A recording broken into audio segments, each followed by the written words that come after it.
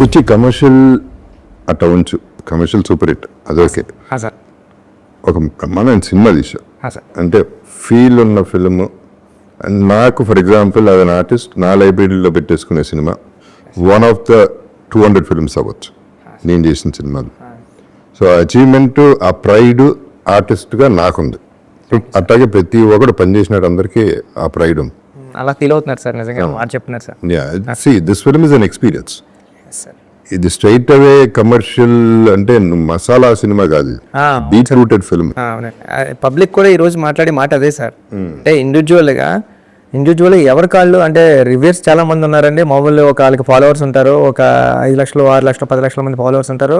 వాళ్ళు రివ్యూ ఇవ్వడం ఏంటంటే పబ్లిక్ సినిమా చూసి బాగుంది బాగోలేదని కాకుండా డైరెక్ట్గా రివ్యూ ఇచ్చేస్తున్నారు సార్. అంటే మొబైల్ ఇలా పెట్టుకొని వాళ్ళు ఒక రివ్యూ అంటే మౌత్ టాక్తో పక్కన చెప్పడం కాకుండా ఒక రీల్ పెట్టేవాళ్ళు ఒక వీడియో క్లిప్ పెట్టి చాలా బాగుందని వాళ్ళు పర్సనల్గా ఒక రివ్యూ ఇస్తున్నారండి. ఆ మౌత్ టాక్ వల్లే ఎంత స్ప్రెడ్ అయ్యి what ever I went to the experience with you with your project, నేను ఫీల్ అయింది టేక్ ఆఫ్ ఎక్కడికో వెళ్ళిపోయిన సినిమా అనేది. నేను ఏదైతే అంటే నేను గబుక్కని ఏది అన్నో, నేను అన్న మాటలు మళ్ళీ రిపీట్ చేస్తున్నా. ఈ సినిమా ఇండస్ట్రీ ఊపిరి పీల్చుకుంటుంది మళ్ళీ అనే ఆ టైం వచ్చింది అనేది నేను ఖచ్చితంగా చెప్పాను. అలాగే నేను చెప్పింది రామ్ చరణ్ ప్రతి షాట్ 6 అని చెప్పాను. నా character one of the best characters, maybe the best అని కూడా చెప్పాను. ఇప్పటికే అది చెప్తాను. So I'm sticking to that. So ఏమైంది నాకు అర్థమైంది ఏంటంటే వచ్చి ఫస్ట్ ఆఫ్ ఆల్ ఈ సినిమాలో ఒక ఆట ఆడాడు, పోరాడాడు, గెలిచాడు. కానీ ఇవాళ ఇండస్ట్రీ అని సినిమాలు కానీ ఎట్టా ఉన్నాయంటే గెలిచిన తర్వాత కూడా మళ్ళీ పోరాడాల్సి వస్తుంది. మళ్ళీ పోరాటం జరుగుతుంది. ఈ పోరాటం ఎక్కడ జరుగుతుంది? Opposition's, negative people. నా ప్రకారం first day, second day, almost third day వరకు కూడా పక్క ఆడియన్స్ అనేది థియేటర్ రావట్లేదండి. అది ప్రతి హీరో మూవీకి అది మామూలు, యుద్ధం తప్పుతలేదండి. అది తప్పదు. బట్ దీనికి ఎక్కువ, దీనికి అపోజిషన్ ఎక్కువైపోయింది. ఏదో నెగిటివిటీ అది కావాలనే చేసేవాళ్ళు కూడా గ్యారంటీగా ఉన్నారనేది ఇవాళ అర్థమైంది. సో నేను డిసప్పాయింట్ అయ్యా. నా ఎక్స్పెక్టేషన్కి వెళ్ళలేదండి beginning. But by the day ఏమవుతుంది, మీరు రివ్యూస్ మనం చూసినా లేకపోతే రియాక్షన్స్ చూసినా ఫస్ట్ డేకి, సెకండ్ డేకి, థర్డ్ డేకి మారిపోతా పాజిటివ్గా అయిపోతున్నాయి. ఇప్పుడు ఆడియన్స్ వెళ్తున్నారు, ఫ్యామిలీస్ వెళ్తున్నారు, వాళ్ళు చెప్తున్నారు సినిమా చాలా బాగుందని. నిన్న కూడా రాత్రి ఎవరో 12-13 మందితో కూర్చుంటే అందులో అంత బాగుంటే సినిమా బాగాలేదంటారని ఫ్యామిలీస్ అవుతున్నారు. సో ఇది యాక్చువల్ ఆడియన్స్ రావడానికి టైం పడుతుంది ఎప్పుడు కూడా. ఫస్ట్ చరణ్ ఫ్యాన్స్ వస్తారు, నీ వాట్ ఎవర్ ఫ్యాన్స్ వస్తారు, అపోజిషన్ ఫ్యాన్స్ వస్తారు. 90% ఇండస్ట్రీ వాళ్ళు అవ్వచ్చు, బయట వాళ్ళు అవ్వచ్చు, పోవాలని కోరుకునే వాళ్ళు వస్తారు. చాలా మంది నెగిటివ్ దీంతో వస్తారు, ఓవర్ ఎక్స్పెక్టేషన్తో వస్తారు. రకరకాల ఫ్రేమ్ ఆఫ్ మైండ్ వేరే రూమ్స్ లో ఉంటారు. ఈ విజువలైజేషన్ వేరు, అక్కడ విజువల్ వేరు. దీన్ని మ్యాచ్ అవ్వాలంటే it's not easy, especially for these kind of films. Right commercial films 50 మందిని కొట్టాడు హీరో, ఇవన్నీ విజిల్స్ క్లాప్స్ పడే సినిమా కాదు. ఇది ఫీల్ అయ్యింది. ఈ ఫీలింగ్ బయటికి రావాలంటే మనకి టైం పట్టింది. అలాగా 1 డే పెట్టింది, 2 days పట్టింది సార్. 2 days పట్టింది ప్రీమియర్ తో పాటు. ప్రీమియర్ తో పాటు నెక్స్ట్ డే అనేది ఒకటి ఫ్రైడే నుంచి పడేసుకుంది సార్ సినిమా. అది so that is a good thing. అవును సార్. ఇప్పుడు జగపతి బాబు అనేవాడిని అసలు ఫస్ట్ ఆఫ్ ఆల్ నా క్వశ్చన్ మార్క్ ఏంటంటే అప్పటి సూరిగా నువ్వు ఎలా ఊహించగలిగావు అనేది నాకు 2-3 క్వశ్చన్స్ ఉన్నాయి, మేజర్ క్వశ్చన్స్. అంతే, మన షార్ట్ ఇంటర్వ్యూ చేయాలి. అప్పల్ సూరి అనేవాడిని ఎలా చూసావు అసలు జగపతి బాబును?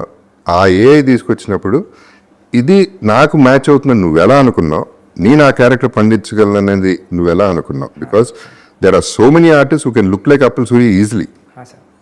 మంచి ఆర్టిస్టులు ఉన్నారు, వాళ్ళందరినీ కాకుండా నా దగ్గరికి వచ్చావు. నా దగ్గరికి తిన్నగా వచ్చావు నేను అనుకోవట్లేదు. ఎవరి దగ్గరికి నిజం చెప్పు.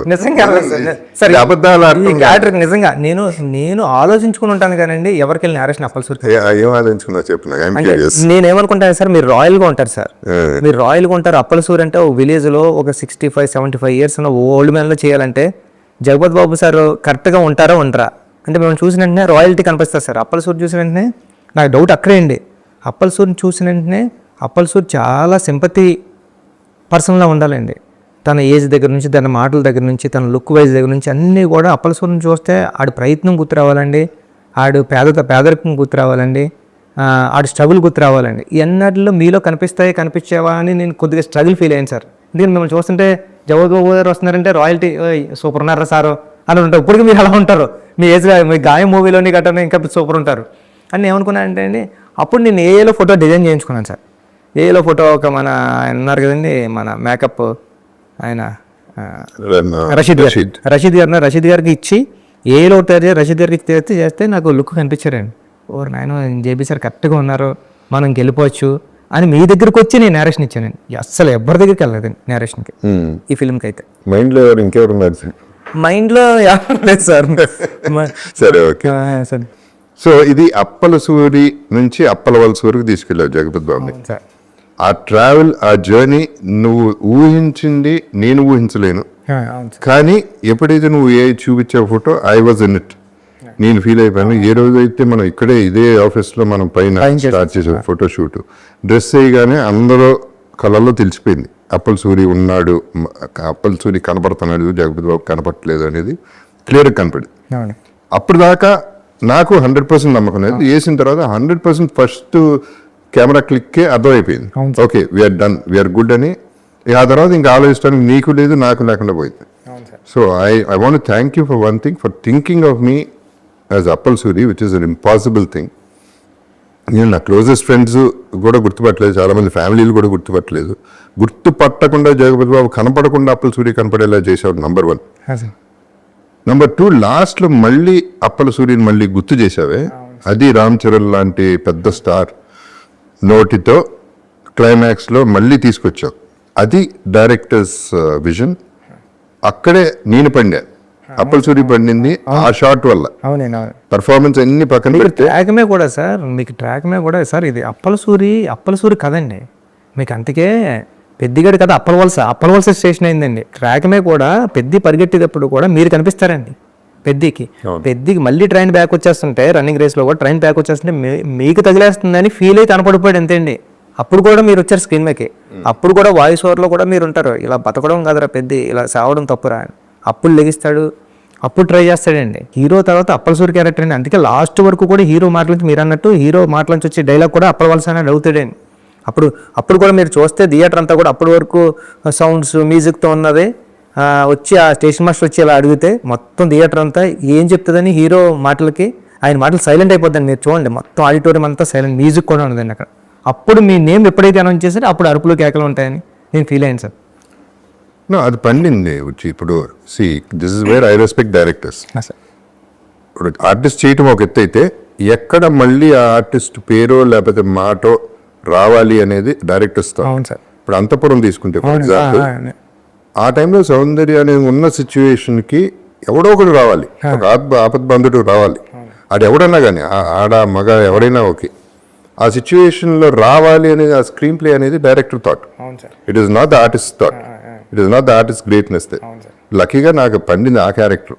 అలాగే ఈ పర్టికులర్ దాంట్లో నా క్యారెక్టర్ నువ్వు పండించి లాస్ట్లో మళ్ళీ గుర్తు చేసేపాటికి ఫస్ట్ హాఫ్లో కాకుండా మళ్ళీ సెకండ్ హాఫ్లో కొన్ని గుర్తుండిపోయేలా, క్లైమాక్స్లో గుర్తుండిపోయేలా, సినిమాలో గుర్తుండిపోయేలా జరిగింది. So this is where I'm really happy with my character in the film. ఇక రామ్ చరణ్ తెలిసిందే, అంటే అసలు నువ్వు ఒక మెగాస్టార్ కొడుకు, ఒక మెగా పవర్ స్టార్, ఆస్కార్, ఆర్ఆర్లు, బ్యాక్స్ మ్యూజియంలు, ఇన్ని అచీవ్మెంట్లు ఉన్న ఒక హీరోని అంత కష్టపెట్టావు. అన్బిలీవబుల్ కష్టం చేశాడు పాపం.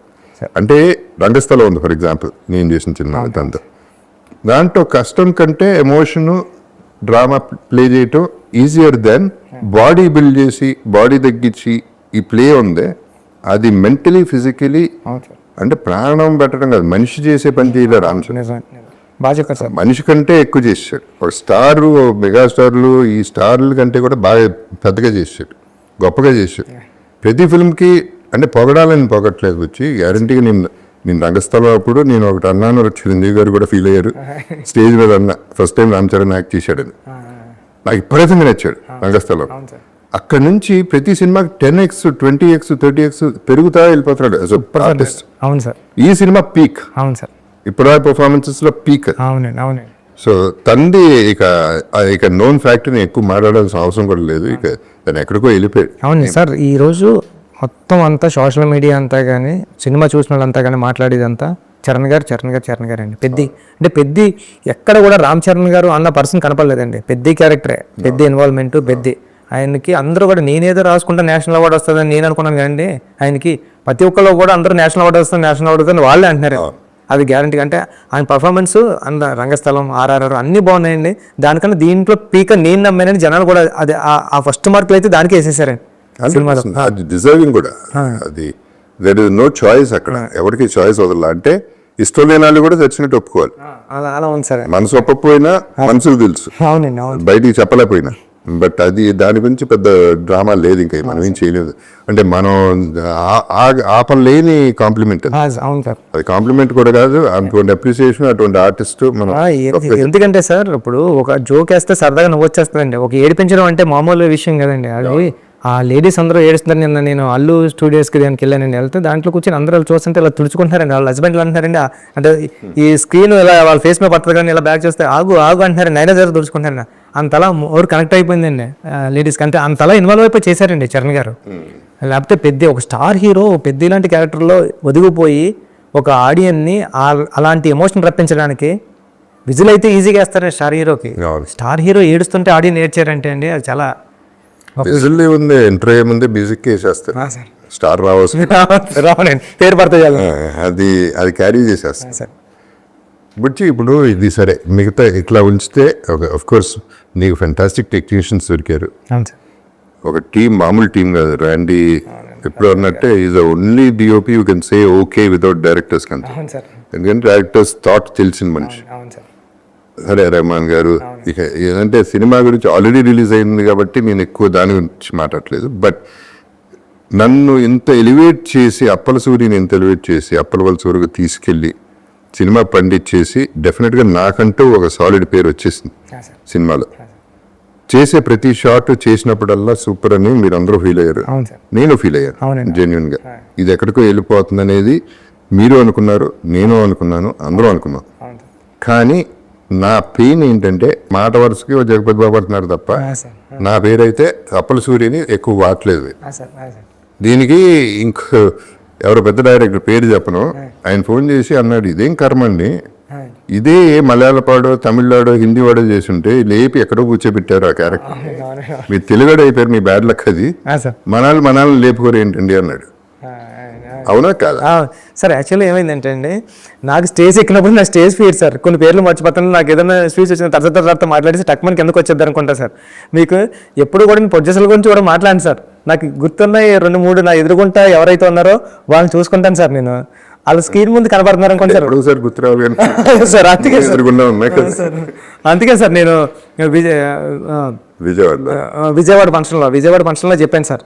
అంటే అప్పలు అంటే నేను అంత పెద్ద మాట మాట్లాడేశాను సార్. అంటే అప్పల సూరి ఎమోషన్ సీన్ వచ్చినప్పుడు మీరు ఆడపోతే నా పేరు బుచ్చిబాబు సానా కదండి, అలాంటి మాట నా నోటంటే కూడా రాదు సార్. నా నోటంటే అలాంటి మాట రావడం కానీ అలాంటి మాట మాట్లాడే మనిషి మీరు ఎదుర్కొంటున్నారు సార్. ఎదుర్కొంటున్నాను అంటే వచ్చేసిందండి. అంటే బుచ్చిబాబు సానా కాదని మా ఇంటికి వచ్చినప్పుడు ఎంత పెద్ద మాట మాట్లాడానంటే, ఎన్నోసార్లు జగపతి బాబు గారు బాగా చేశారని ఇంటికి వచ్చి చెప్పేవాడు కాబట్టి నీకు ఆ ఎమోషన్ వచ్చేసింది బయటకు అంతే అన్నారు సార్. అది నేను సార్ మీరు అంతఃపురం చూసిన తర్వాత అంతఃపురం లాంటి క్యారెక్టర్ అని ఫీల్ అయ్యింది సార్. ఇది అంతఃపురం లాంటి క్యారెక్టర్. ఇట్స్ యాక్చువల్లీ అంతఃపురం కూడా కొంత కమర్షియలే, సెల్ఫిష్నెస్ ఉంది అంటే. మిగతా సినిమాల్లో నేను చంపటాలు వీటిల్లో చాలా బాగా చేశాను, కానీ ఇది చచ్చిపోవటంలో ప్రాణం ఇచ్చా, ప్రాణదానం చేశాను సార్. చాలా సెటిల్ పర్ఫార్మెన్స్ చేశారు సార్ ఆ చనిపోయే సీన్లో కూడా.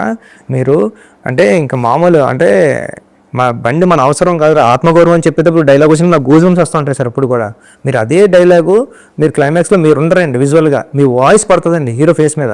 అప్పుడు కూడా అదే ఫీలింగ్ అండి. అంటే మీరు ఉంటాయి కదండి, మీ వాయిస్తో కూడా మీరు యాక్ట్ చేసి ఆడియన్కి ఆ ఫ్రీక్వెన్సీ ఇవ్వగలరు మీరు. ఆ కనెక్ట్ జరిగింది. లక్కీలీ ఆడియన్స్ కనెక్ట్ అయిపోయారు. ఆడియన్స్కి తెలియదు ఏం లేదు. అవును సార్, అవును sir. They are very very clear, మనకంటే క్లెవర్ పీపుల్. కాకపోతే ఈ సినిమా ఏంటంటే ఇప్పుడు 3 సంవత్సరాలు 4 సంవత్సరాలు పడతాం వచ్చి. మన వల్నరబిలిటీ ఆఫ్ సినిమా ఏంటంటే 300 కోట్లు 400 కోట్లు సినిమా చేస్తాం. 3 సంవత్సరాలు కష్టం పక్కన పెట్టి హోప్, ఆశ. అంటే ఎక్కడో ఏదో ఇది ఎక్కడో చూసేస్తామని ఆ 300 రూపాయల టికెట్ కొనుక్కునేవాడు ట్రోల్ చేస్తే వాడు 10x 20x సంపాదించుకోగలరు దానిపైన. అవును సార్. అటువంటి ఇండస్ట్రీలో ఉన్నాం మనం. అవునండి అవును. సో మనం ఎప్పుడు వనరులు అతనే కింగ్. ఇక 300 రూపీసే కింగ్, 300 crores కాదు. అవును సార్ అవును. బాగా చెప్పారు సార్. సార్ సో ఇట్లాంటి ఇండస్ట్రీలో ఉన్నప్పుడు we have to go through all this which we went through with Peddi initial గా. ఇప్పుడు సరే, ఇప్పుడు టేక్ ఆఫ్ అయింది, దట్ ఈస్ ఓకే. సో అది కాకుండా వచ్చి అంటే నేను ఫీల్ అయింది కథగా మాడతాను. జగపతి బాబా కాదా అనేది నేను వందల సినిమాలు చేస్తున్నాను. బట్ నాకు అవకాశం అనేది ఎప్పుడో ఒకసారి వస్తుంది. అది ఎప్పుడు చెప్పాను, దీని ముందు కూడా చెప్పాను. నేను ఎందుకు చెప్తున్నాను, maybe one of my finest performances in my career. Chance వచ్చింది, నాకు ఒక క్యారెక్టర్ వచ్చింది. అటువంటి క్యారెక్టర్ అనేది నేను ఫీల్ అయ్యాను. బట్ కథకు వస్తే ఐ ఫెల్ట్ పెద్దికి అప్పల సూరికి ఇంకొంచెం బాండింగ్ ఉండాలి.